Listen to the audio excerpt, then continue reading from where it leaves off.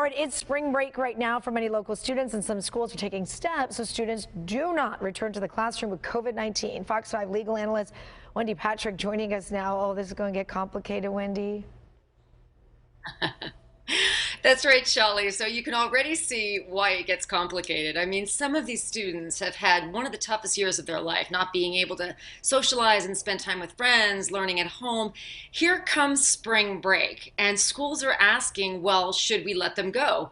And many students and parents are saying, what are you talking about? Let us go. This is something that many students look forward to, have been looking forward to. We finally see restrictions eased all over the country, but schools are still concerned that wherever the students go, they might bring COVID back to campus. But what really is raising both eyebrows and I should say making headlines, Shawley, is some of the measures schools are taking to curb or cancel spring break altogether. Let's talk about some of those measures. What are these schools doing to try to say, hey, let's not go home for spring break, or let's not go and party it up for spring break? Well, they're using a carrot and stick approach. On the one hand, they're offering staycation incentives in terms of money if students agree not to travel. However, the amounts of money that I've heard, $75, most students probably wouldn't think that's enough to compensate for a week in Fort Lauderdale or whatever they had planned. But then there's the more controversial part of this, which is the stick. Can you punish students for traveling during spring break? And if so, does it matter whether they go to Miami or Minneapolis? So you see where this is going, Shelley. How much jurisdiction, to use a term you're familiar with from law school, how much jurisdiction does a school really have over what students do, not on campus, but in their spare time? And let me toss one more thing in there, Shawley. Sign of the times. Many adults have gone back to college. So do you monitor their behavior as well when they're taking care of kids or catching up with their day jobs? Where does this end? Where are the lines? And you know, in law, we hate slippery slopes. Where can this lead in terms of more types of restrictions? I'm going to keep asking you questions about the school thing, but I'm just curious how the school guidelines apply to day-to-day life, because I know that people, even in their jobs, are asking themselves the same question. Can your employer tell you where you can travel, you can't travel? Do you have to quarantine when you come back? It's almost the same questions as the schools are asking that many people are asking. Yeah, you remember we did a segment on can your employer require you to be vaccinated? And that's part of the same analysis is how much control can an employer or a school administrator have over your private life? Now, the very obvious way in which they get around some of these questions is interest of public health. If it is something that's going to endanger the public, other students, other coworkers, in the case of employers. But then there comes to be, you have to allow for exceptions. We've always allowed, for example, religious and medical exceptions to different types of vaccines.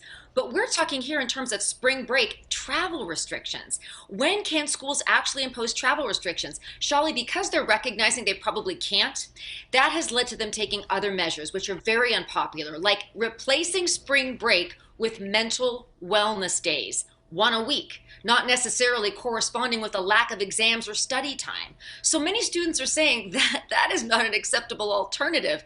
And parents are saying the same thing because many parents use spring break to travel with their kids, to visit relatives, to see loved ones, not to party it up on a beach somewhere. I mean, some choose to do that, but should schools be in the position of deciding who gets to do what on their own time? That is the biggest problem, and that's why this is so controversial, Shawley. Yeah, and I would also guess, Wendy, that when you set up a system like this, it leads to people being dishonest and lying afterwards. And then how are you going to keep track of all of that? I mean, if somebody really wants to go home or go on a spring break, if you don't want to get on a flight, you get in your car, you go do your thing, and you come back. I mean, Right. You know, when I was growing up, Shelley, I'm probably dating myself, but Palm Springs was a big destination and we could just drive there in our cars. And then as I got a little older, it was Fort Lauderdale. But you're right. One involves a car, one involves a plane. Should it matter? Should it matter how you get where you're going? And given those staycation incentives, how do you prove that a student didn't cash in the incentive and travel anyway? So the amount of privacy potentially that might be compromised during these types of questions that they're going to be asking their students, if they can even do do that, have complicated it to such an extent that canceling seems to be the safer option. So I have to say, and what's next, Shelley? Mandatory vaccines are probably Yeah. going to be next, and that'll be a great segment I'm sure we'll be doing in the future. Oh, I'm But sure we're for going to be doing now, it. Yeah. given so many students looking forward to this for so long, many parents are thinking, I may just take my student and travel to see relatives anyway, call it a spring break or a vacation. But the question is, will the exam schedule and the workload academically accommodate that type of a break? It's just so complicated. I mean, it's so complicated. It seems like almost by the time that Unprecedented. right, Unprecedented. and the rules get updated, they're just so outdated because if you're also vaccinated, according to the CDC, you don't need to quarantine if you've been around, you've been exposed to COVID. So it's just, there's so much happening right now. It's hard to make one blanket rule statement for everybody to follow. So, I mean, I like to say it's just a mess right now. It is, but you know what? We're learning together. And Yes. I'm the eternal optimist. We're learning together, not just about the virus, but about preventative measures. Who need to get vaccinated? Does that mean you can't transmit it?